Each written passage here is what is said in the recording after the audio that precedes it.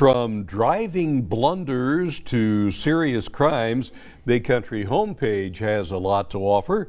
BCH's Carly Cross is in the studio with the scoop on this week's Big Country Beat. Carly?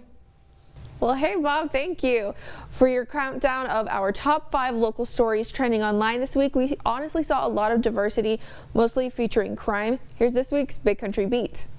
Starting low with number 5, a Facebook page made just this summer has gained a lot of popularity. It's called Abilene's Worst Drivers. The creator of the page says he made it as a funny way to call out the bad drivers and inspire others to drive safely.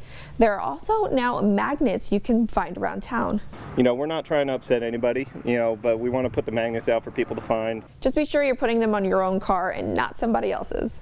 And number 4, 2 former local football stars were cut from their NFL teams this week. Abilene High's Abram Smith was cut by the Minnesota Vikings, and Colt McCoy from Jim Ned was cut by the Arizona Cardinals. Coming in at number 3 and tying in with our number 5 story, we brought this to you last Friday. Take a look at this. You're watching surveillance video from AM Donuts showing a car plow through the shop's front windows.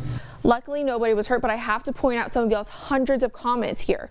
We have, "You're gonna love our new drive-through," "Hungry much?" "Thankful no one was hurt," "The donuts are that good," and "Glad everyone walked away." Today, AM Donuts is still making all their fan favorites. Next up, Abilene's Congressional Representative Jody Arrington came to town last week to speak on illegal drug issues in the area.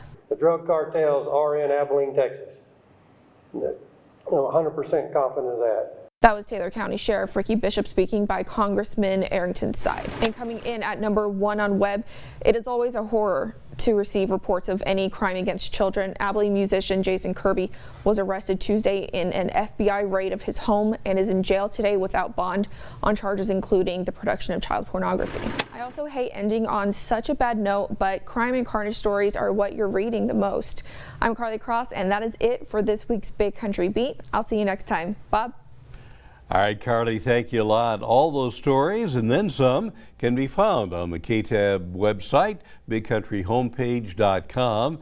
And your top story of the day on web, I'm told that's the same as number 1, the documents detailing Jason Kirby's arrest. We'll hear from Carly again next week.